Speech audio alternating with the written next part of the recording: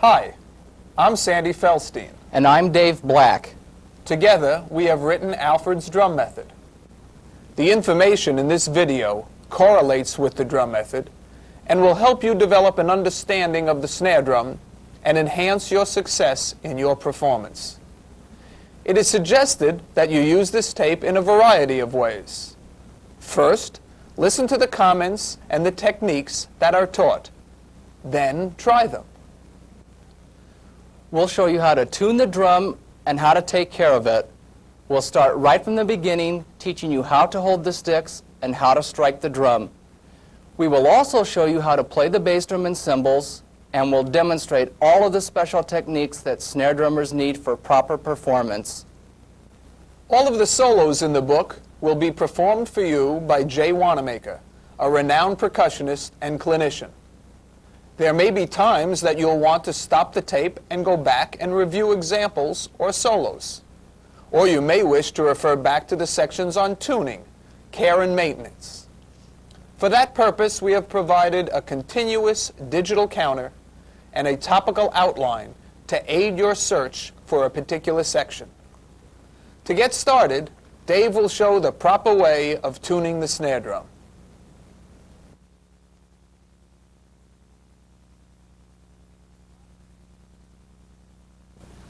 The top head of the snare drum is referred to as the batter head.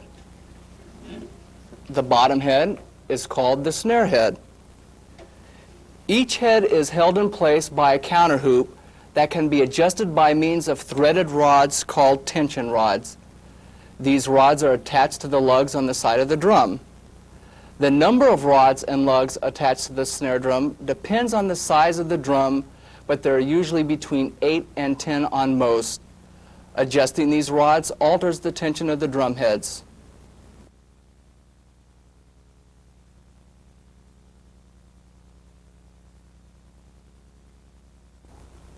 When tuning the snare drum, we suggest that you start with the batter side first. Tune the heads by using the cross-system method of tensioning. This method maintains even tensioning around the drum throughout the entire tuning process.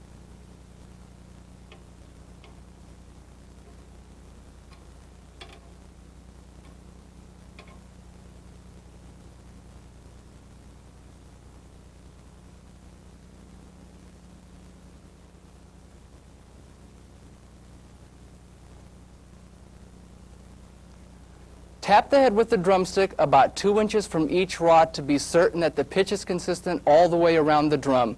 If it is not, adjust individual tension rods as needed.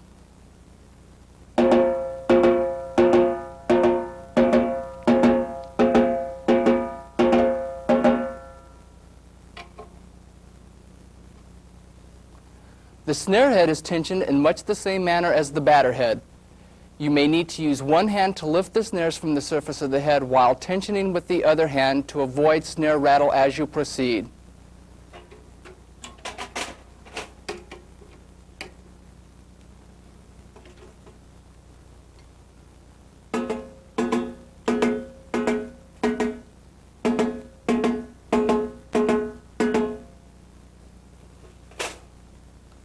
Tension the snare head firmly, making sure that it is able to vibrate freely against the snares. After achieving the desired pitch and tension for both heads, tap the batter head with the drumstick while adjusting the snare adjustment screw until the snares have been brought into contact with the snare head and the desired sound has been achieved. Be careful not to over-tighten the drum heads and the snares, or you might restrict the sound of the drum. Remember, sound is produced by allowing the heads and snares of the drum to vibrate freely. Test continually by tapping the head lightly with the drumstick.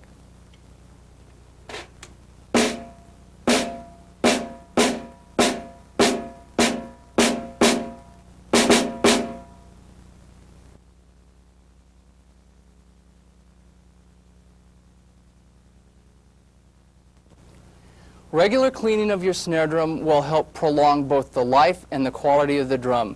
If you have a wooden shelled drum, you may clean it with a damp cloth and mild soap. If necessary, mild furniture polish may also be applied to wood surfaces. Metal shells and hoops may be cleaned with a damp cloth or metal polish. Pearl finishes may be cleaned with a damp cloth. Tension rods should be lubricated with Vaseline or grease.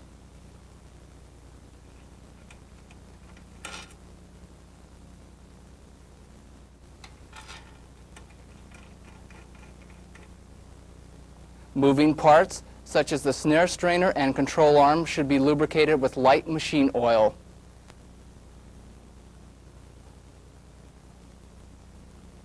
Now Sandy will show you how to hold the sticks and prepare you to play.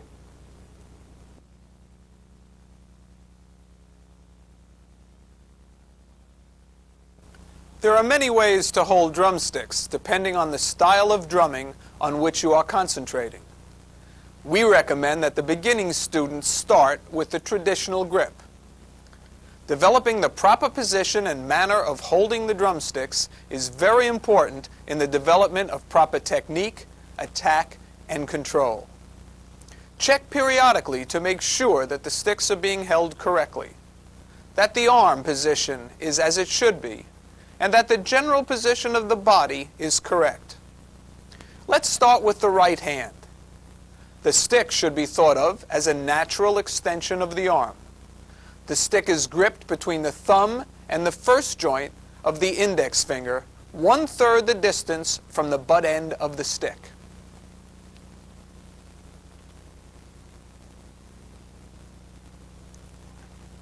The other fingers will be used to help control the stick. Close them loosely around the stick. Turn the hand so the back of the hand is facing upward when playing. The stick should be in approximate line with the wrist and the arm. Now let's do the left hand. Place the stick in the socket between the thumb and the first finger with 1/3 of the stick from the butt end extending behind the hand. The first two fingers should rest lightly on the top of the stick and will act as a guide. The stick should rest across the third finger, and the fourth finger should be touched lightly to the third finger to act for more support. If you are using the match grip, both sticks are gripped between the thumb and the first joint of the index finger, 1/3 of the distance from the butt end, just as the right hand had been described before.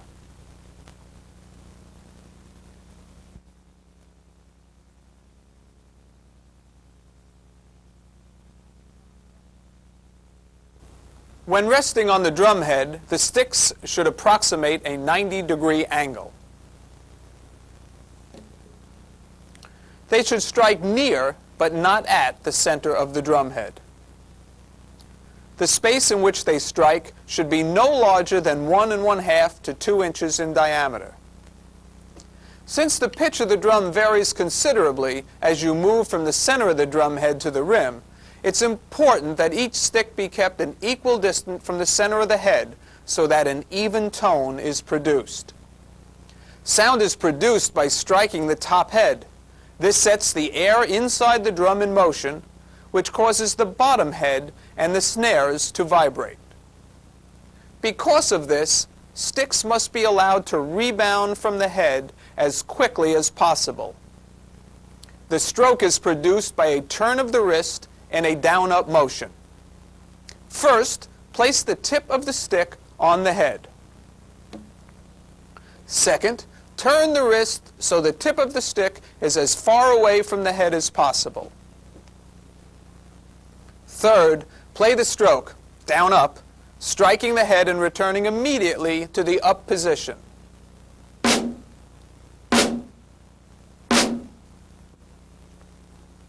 Now let's do the same thing with the left hand.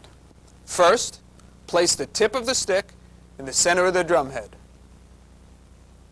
Second, turn the wrist so the tip of the stick is as far away from the head as possible. Third, play the stroke down-up, striking the head and returning immediately to the up position.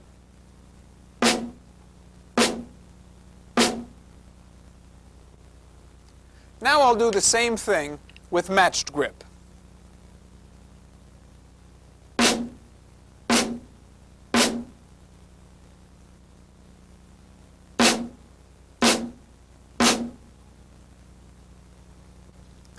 When alternating strokes, the right stick strikes the drum and rebounds to a position approximately 2 inches above the head. When the left stick comes down, the right stick goes from the low position to the full up position. I'll demonstrate.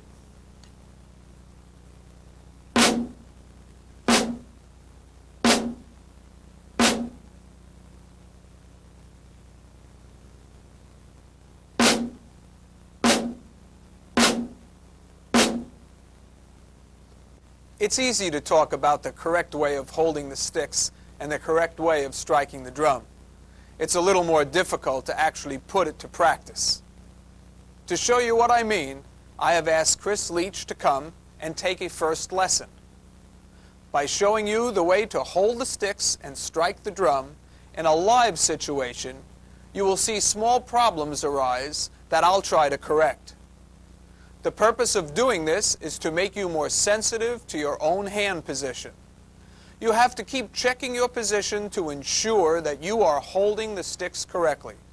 Remember, I'll be giving Chris his first lesson, live on camera, making adjustments in his stick and hand position so that he strikes the drum correctly.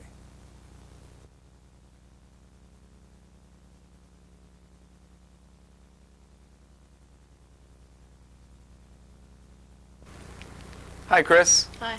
You ready to take your first lesson? Yeah. Today we're going to learn the correct way to hold the sticks and the correct way to strike the drum head. And let's start right away with just our right hand. I'm going to put the stick down and I just want you to pick it up comfortably. Okay. You're sort of grabbing it, way in on your hand, which is good when you're picking up something that's heavy or a tool like a hammer that you're going to have to really get a real grip on. But in the snare drum, we'd like it to be a little more delicate. Try to pick it up here. I'm going to make it a little harder for you to get it. Great. Notice the way you had to use a little bit more of your fingertips. And that's exactly the way we're going to hold the stick. We're going to use this first joint of the index finger and the thumb. And that's perfect. Great. And now if you tilt your hand up, you'll notice that, you've already done it. That's terrific. You've got your fingers around the stick, touching the stick, which is great because you're going to use it later to motivate that stick. And turn it back down. The stick should be a natural extension of your arm, so it's a straight line. Perfect. So you brought it in a little bit more, which makes it a natural extension. We'll put the tip near the center of the drum. And now just turn your wrist in an up position so that the tip of the stick goes as far away from the drum head as you can possibly make it. That's great. Now in one motion, go down and strike the drum and put the stick back to the up position, just down and up. That's good. Just do it by turning your wrist down and up.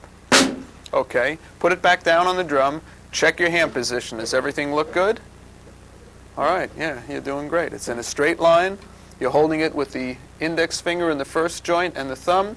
You're keeping this open, which is good. That's forcing you to use these muscles to hold the stick. And it's going to help because these muscles will be relaxed and you're going to use them later when you play other things. Let's pick it up again and try one more time. Down and up. Down and up. Down and up. That's perfect. Great. Let's try the left hand. Come on around so I can see it a little better. We're going to put it right in the crotch between the thumb and the index finger, about a third of the way up, so that a third of the stick is in back and 2/3 is in front. And then put 2 fingers under the stick, and then 2 fingers over the stick, and both can be touching the stick. Now, the same as with your right hand, it is a natural extension, so this is a straight line coming down, that your wrist and your arm is one piece. Now put it near the center of the head, and now in one motion, again, turn your hand so that it all comes up. Great. Not your wrist, just turn straight, one whole line. That's beautiful. Okay, now down and up. Again. Good. One more time. Good. You're keeping your thumb up, which is great. Put your stick down. Make sure that this doesn't touch here, because if you push down, it will tend to inhibit these fingers, which we're going to use later. So keep your thumb straight up, just as you're doing. Great. Let's try it with both sticks.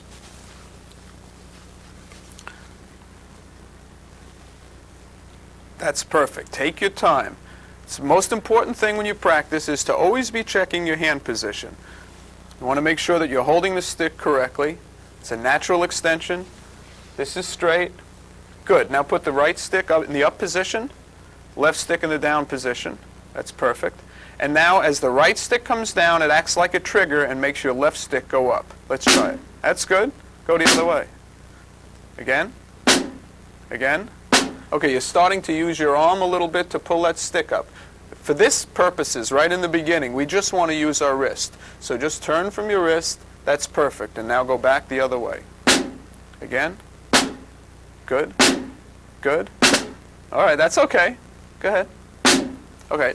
See, this joint is starting to push up a little. Keep it flat. It'll help keep your muscles relaxed. And maybe just a little bit further over. Okay, one more time.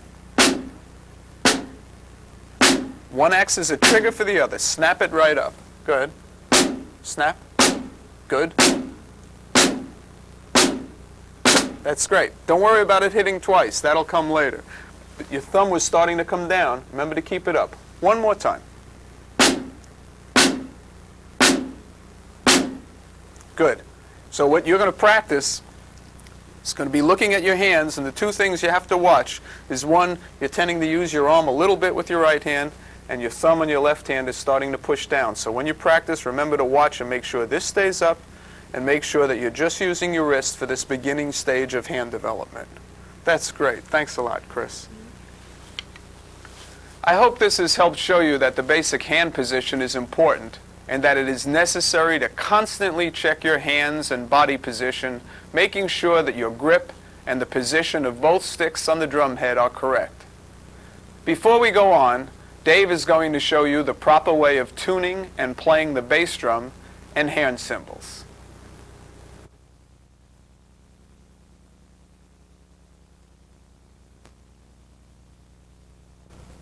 It is important that the tension be equalized around the entire circumference of the bass drum to obtain the best tone. It is tuned in the same cross-tension manner as with snare drum tuning. The tone of the bass drum should be dark and low in pitch. If the head is too loose, it will vibrate lifelessly. If too tight, it will ring too much. Both heads should be at approximately the same pitch for maximum resonance. The best playing spot on the bass drum is about halfway between the center and the edge of the drum.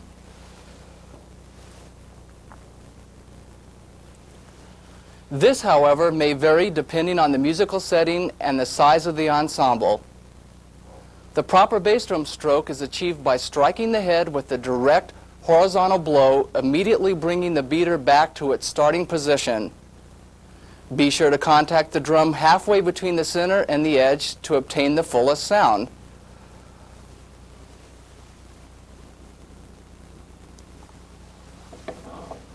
Later, when we learn rests, we will need to know how to stop the sound of the bass drum so that there can be silence at the right time.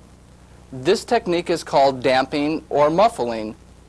Damping is done by bringing the left hand into contact with the left head of the drum and by bringing the fingers of the right hand into contact with the right head of the drum.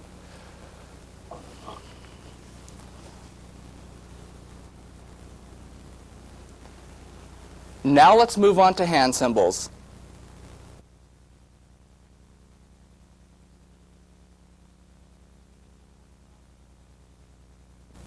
The cymbal straps are held in the same manner as the match grip for the snare drum. We suggest that you hold one hand stationary. A right-handed player will hold the left hand stationary while executing the stroke with the right hand. The cymbals are brought together with a glancing blow. The stroke is executed on an angle from the bottom up, which I will show you in slow motion. Then I will play a cymbal crash.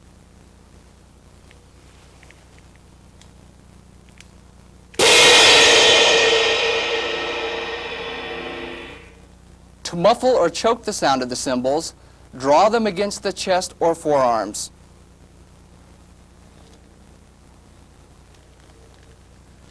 Now I'm going to turn you over to Sandy, who will explain how the rest of this tape is organized.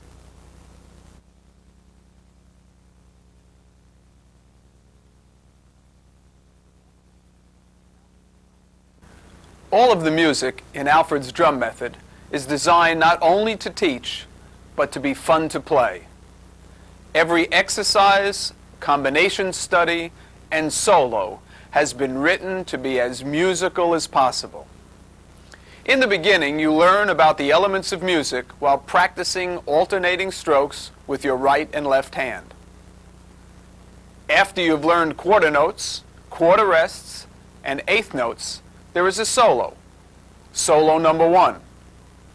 I am now going to introduce you to Jay Wanamaker, who is going to play solo number 1, while Dave Black plays the bass drum part. We will start each solo by first clicking off the tempo. For the purpose of saving time, we will not be taking repeats and will be taking second endings.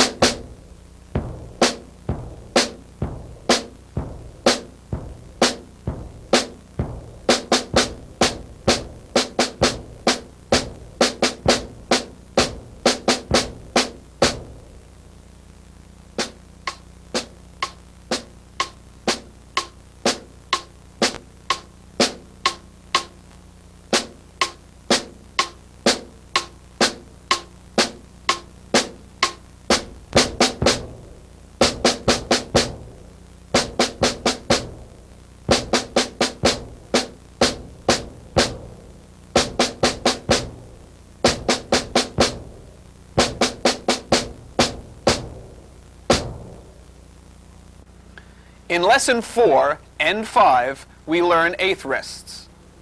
In Lesson 6, we learn dotted notes. Now we are going to listen to solo number 2. Remember, we will not be taking repeats. We will be taking all second endings. We will play all DS's, and later, when we learn them, we will play all DC's and all coda indications. Jay is going to play solo number 2 using the matched grip. I suggest that you listen to the solo while looking at the music.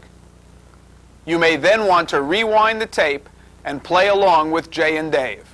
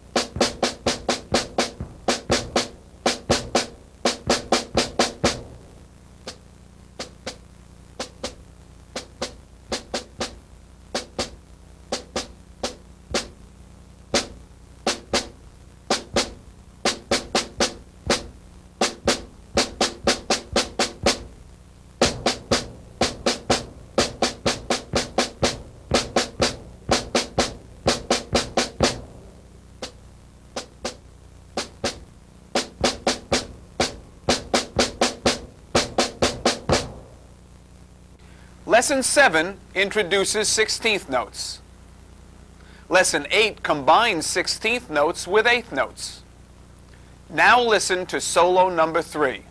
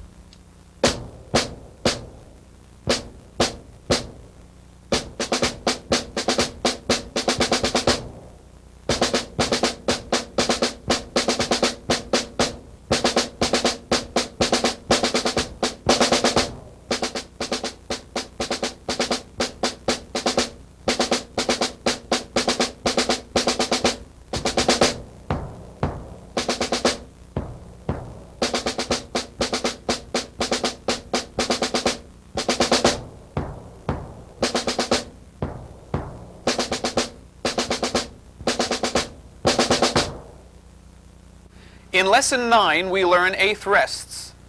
In Lesson 10, we learn 16th rests. Now, solo number 4.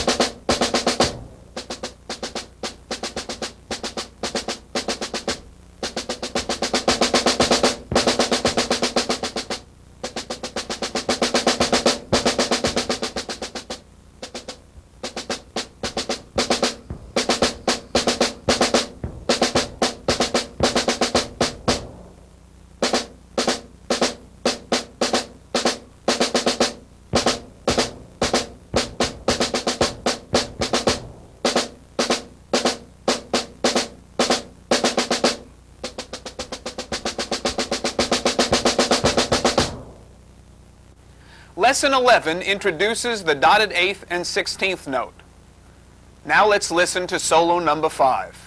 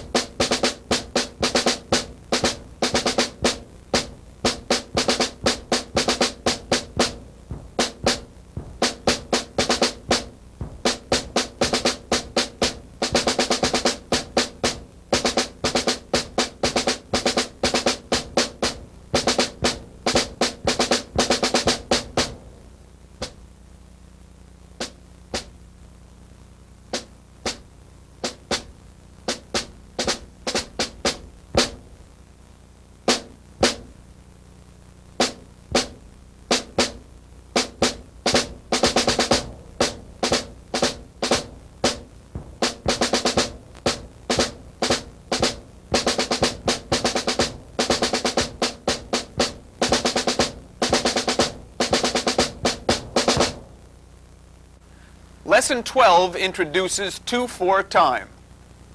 Solo number 6 is next.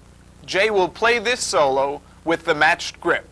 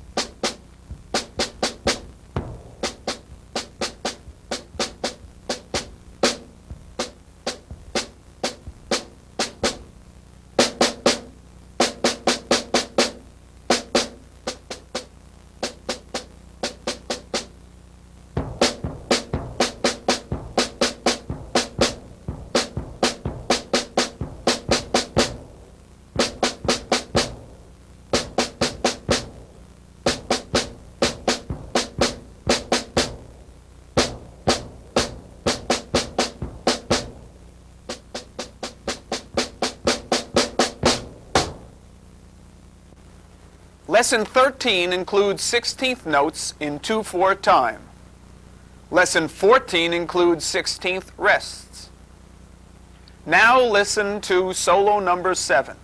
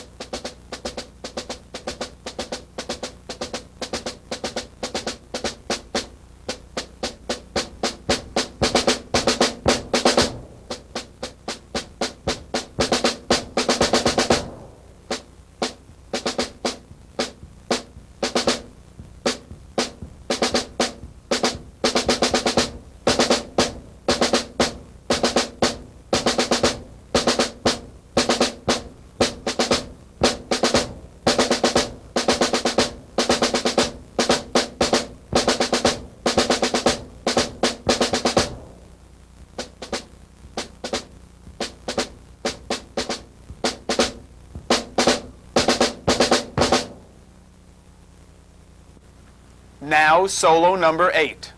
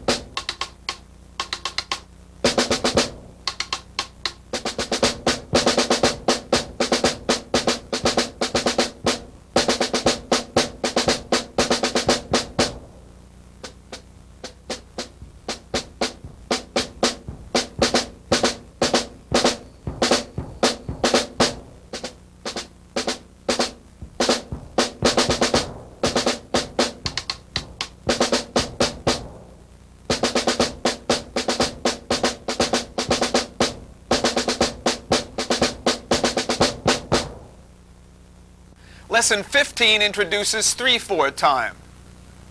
Lesson 16 uses 16th notes in 3/4 time. Now let's go to solo number 9. Jay will play this one with matched grip.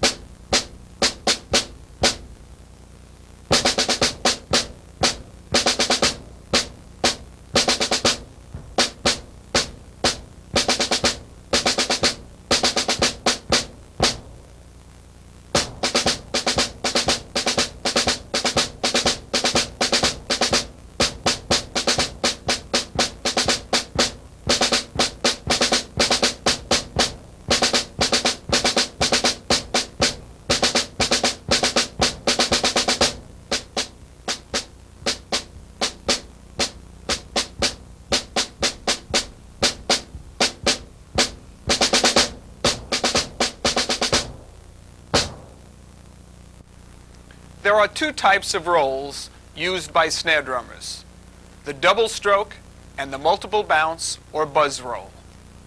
Rolls are indicated by 3 diagonal lines drawn through the stems of a note. The double stroke roll, most commonly used by marching bands, is executed by playing 2 strokes with each hand. The first stroke, primary stroke, is executed by the hand, while the second, or secondary stroke, is a bounce produced by using the fingers. Both must be controlled and of equal volume.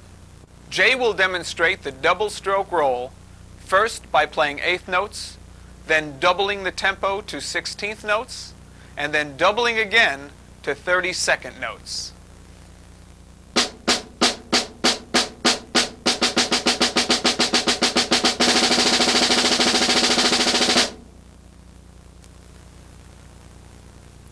The multiple bounce, or unmeasured roll, which is most often used by concert and drum set players, is comprised of multiple bounces on each stick.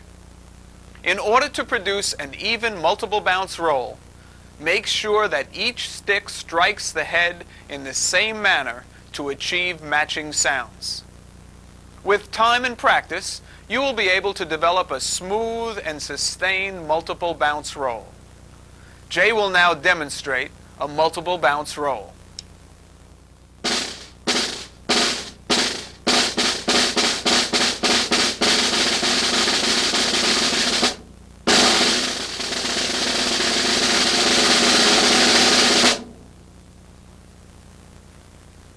It is possible to use multiple bounce rolls in all situations, including marches.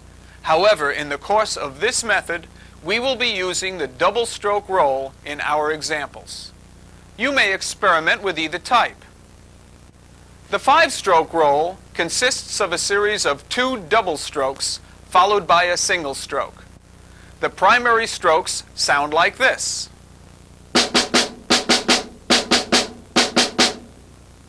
To play a roll, each of those primary strokes becomes a double stroke.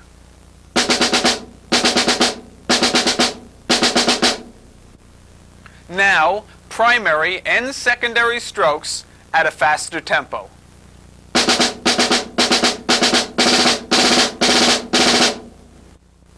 Now, solo number 10.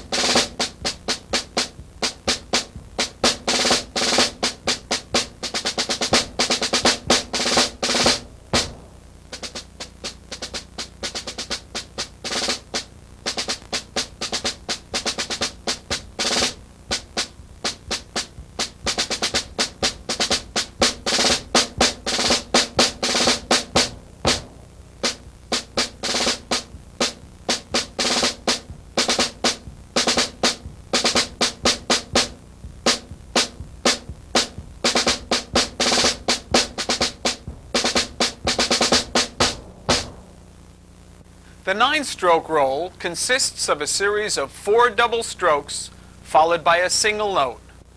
These are the primary strokes.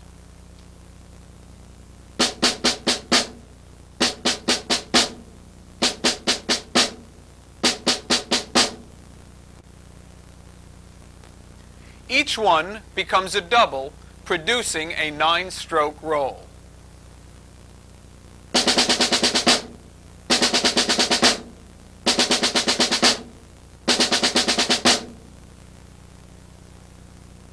Now, primary and secondary strokes at a faster tempo.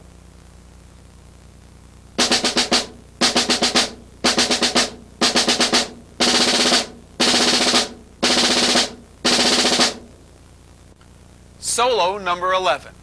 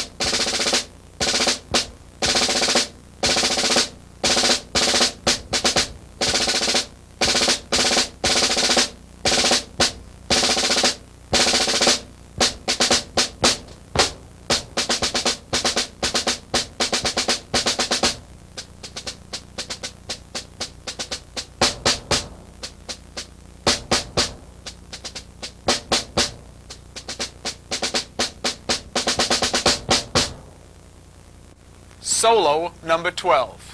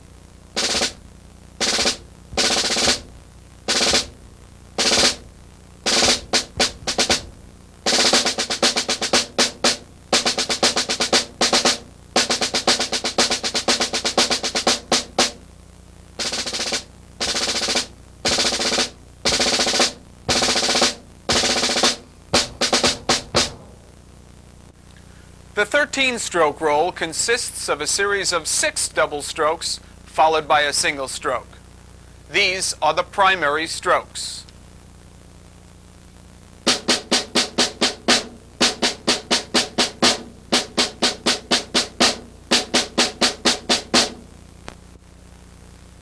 Now with the doubles.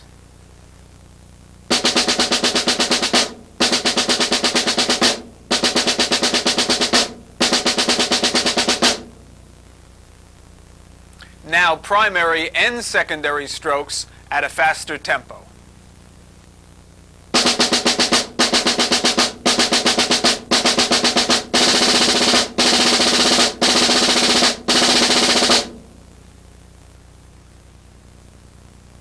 The 17-stroke roll consists of 8 double strokes followed by a single stroke.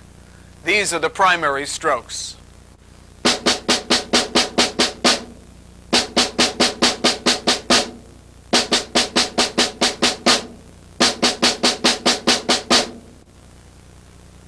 These are the doubles.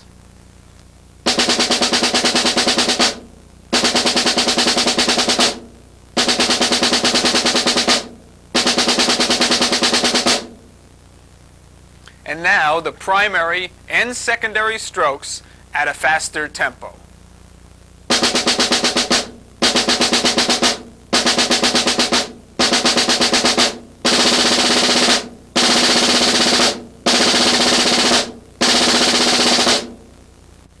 Solo 13.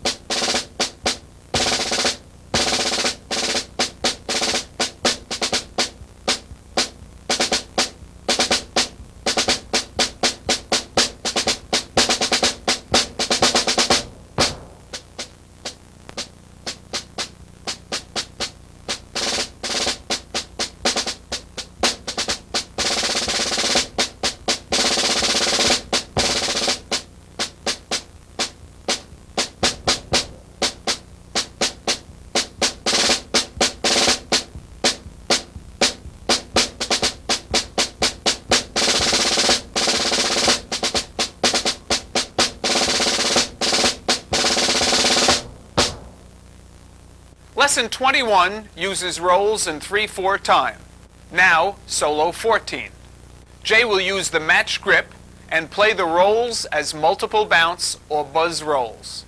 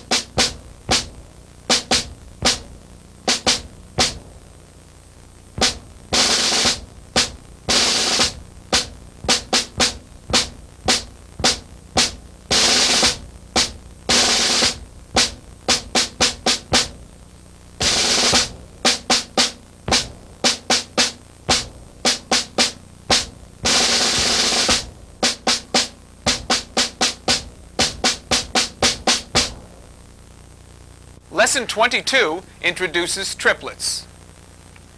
Lesson 23 uses 16th note triplets. Now, solo number 15. Jay is going to play the next few solos on a 6.5-inch brass snare drum. This wider drum is usually used in concert bands and produces a broad, full sound.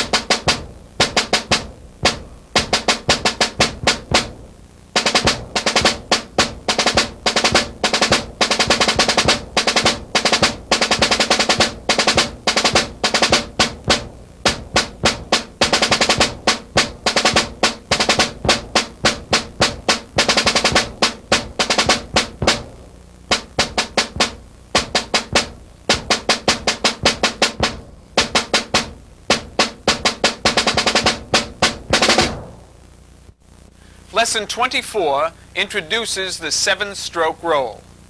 Because the 7-stroke roll starts and ends on opposite hands, it is usually not alternated as were the 5, 9, 13, and 17-stroke rolls. It most often begins with the left hand and ends with the right, and is usually used as a substitute for the 5-stroke roll. These are the primary strokes.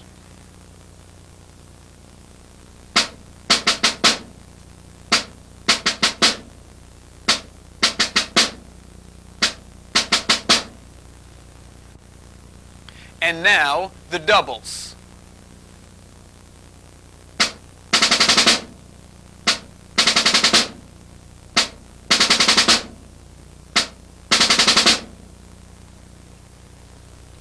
Now, primary and secondary strokes at a faster tempo.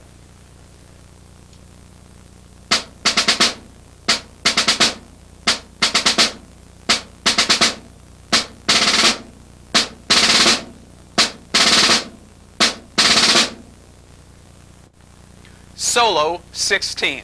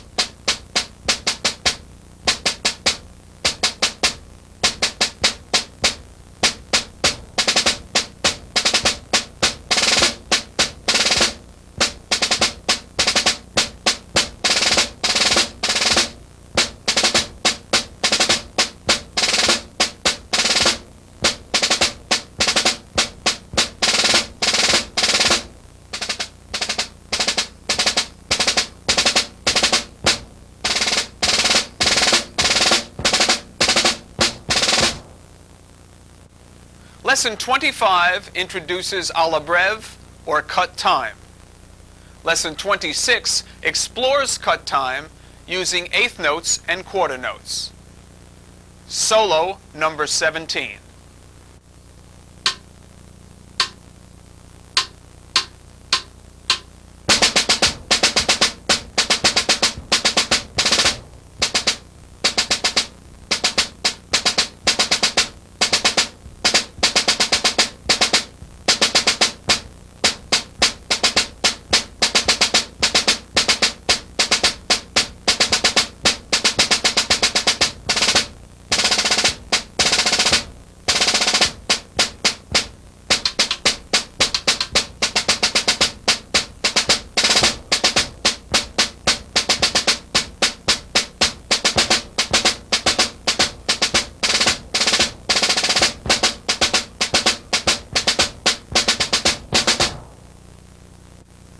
Lesson 27 introduces the flam.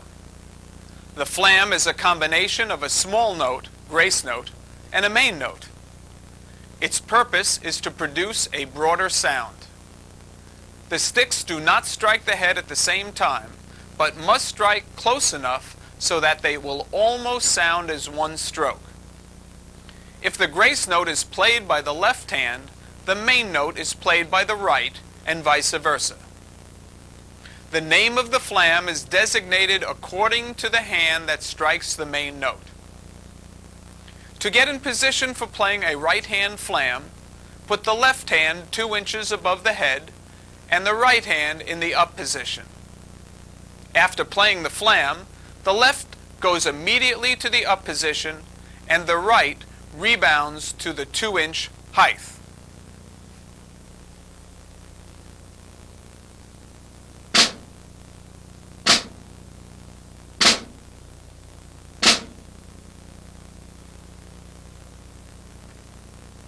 I am going to give Chris a lesson on playing flams, so you can see the little adjustments that might need to be made. I hope it will help you in developing your own flam technique.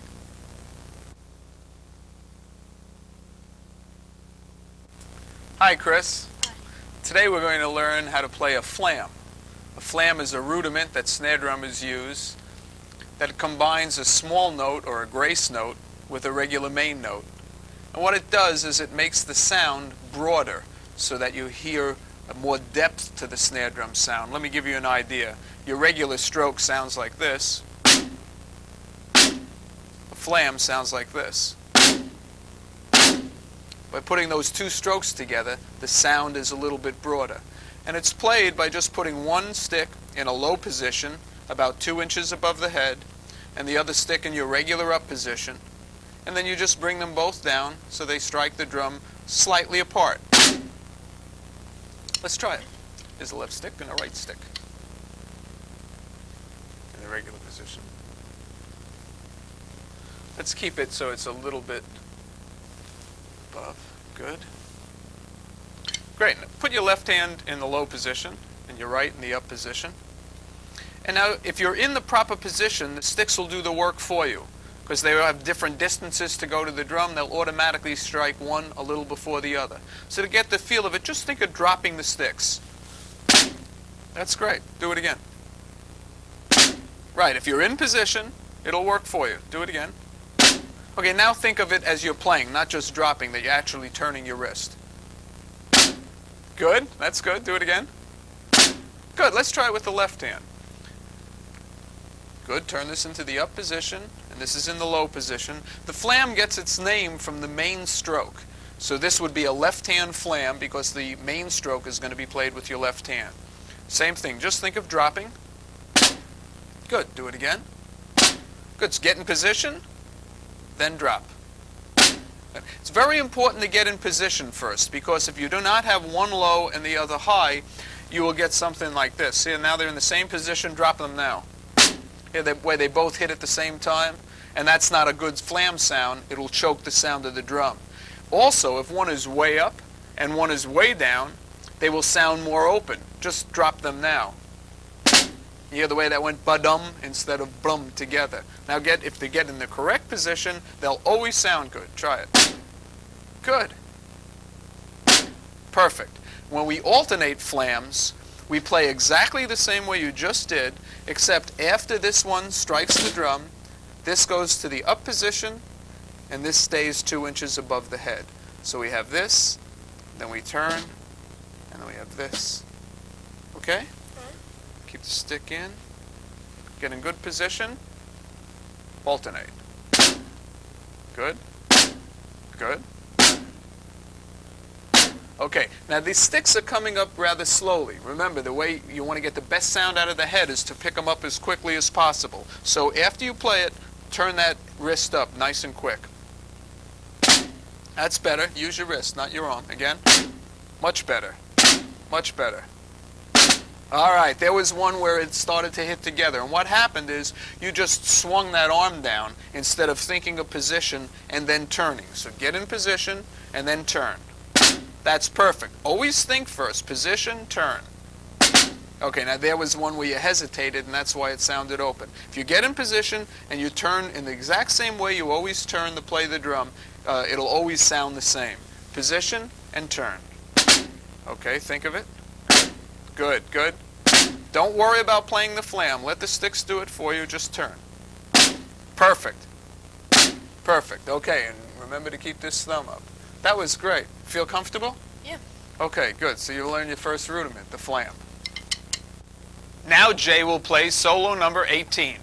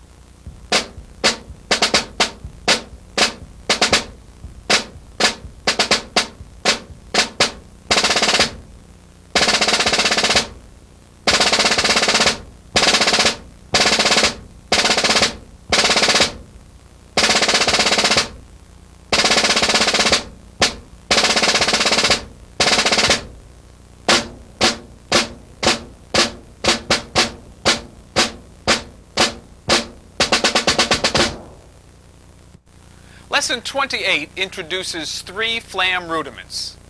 Jay will play them for you. The first is called a flam accent.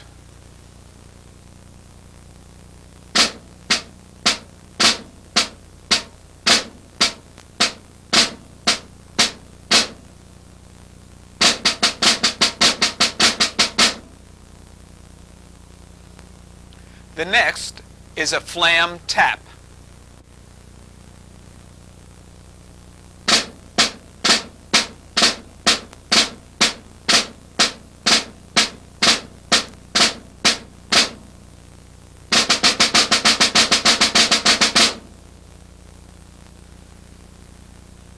And the last is a flamacue.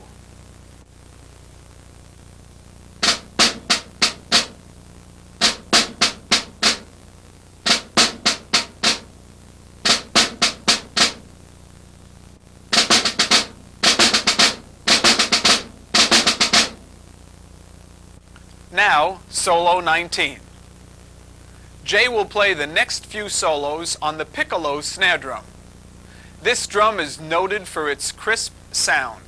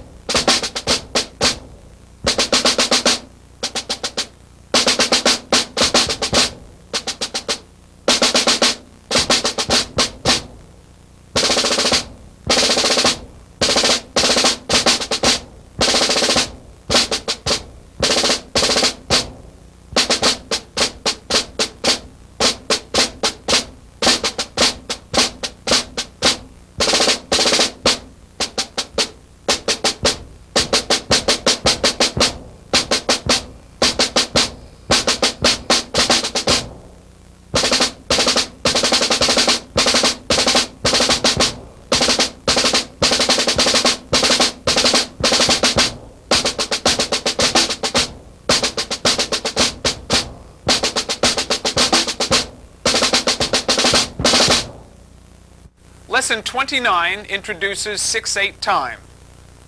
Lesson 30 uses 16th notes in 6/8 time.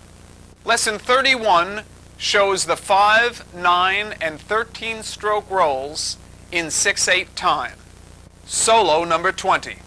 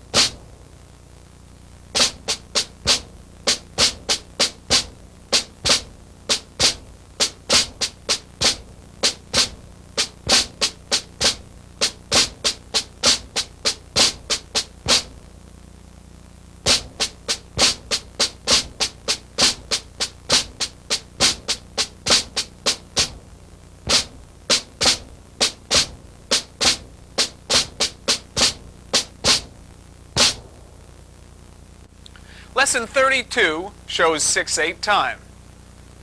When played at a faster tempo, it is counted in 2. Lesson 33 shows the 5, 7, and 13-stroke rolls in 6/8 when played in 2. Lesson 34 teaches the drag, sometimes referred to as a 3-stroke ruff. The drag consists of 2 grace notes and a main note. The grace notes are played softer than the main note. The drag may begin with either hand. Jay will demonstrate. First, a right hand drag where the grace notes are played with the left hand.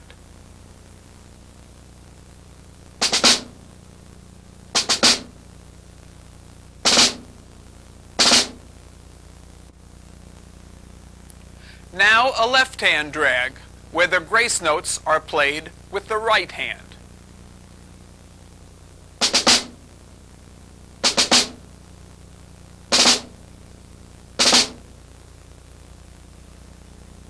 And now, alternating drags.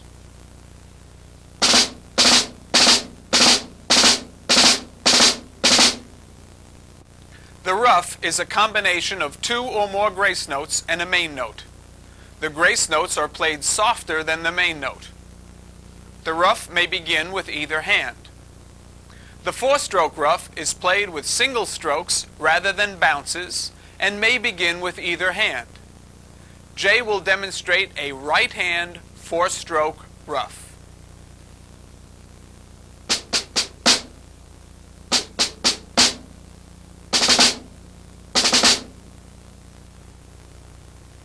Now, a left hand 4-stroke ruff.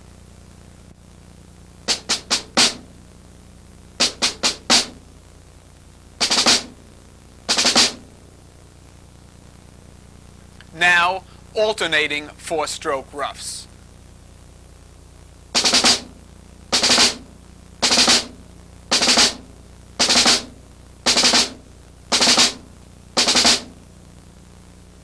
Solo 21.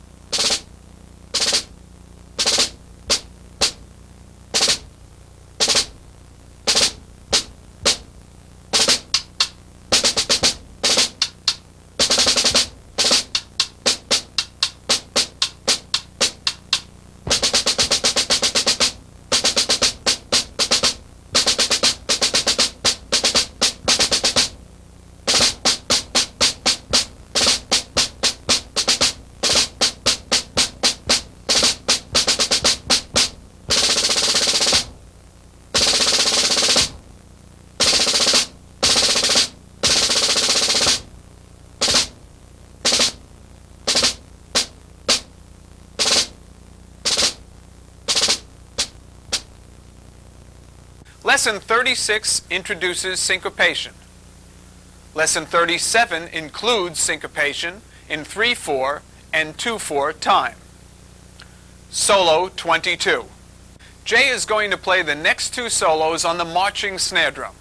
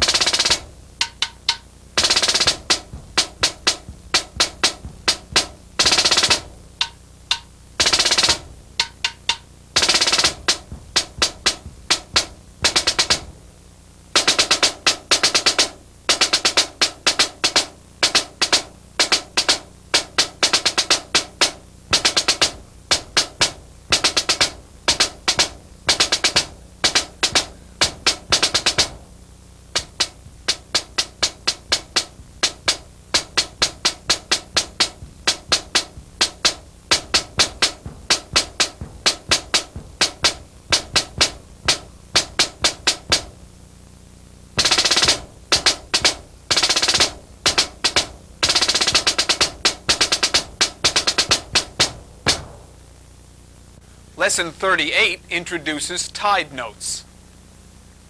Lesson 39 has tied notes and includes rolls. Solo number 23.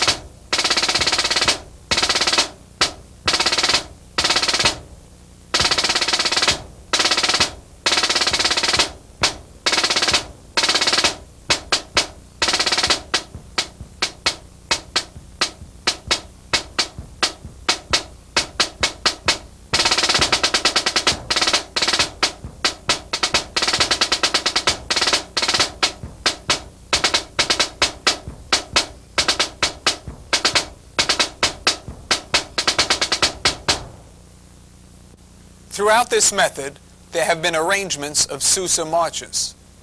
Many recordings of these marches are available that you might wish to play along with for added fun. It is our hope that this tape has been helpful as well as enjoyable in your beginning development as a musical snare drum performer. On behalf of all of us, Chris Leach, Jay Wanamaker, Dave Black, and myself, Sandy Felstein, thank you for watching and listening.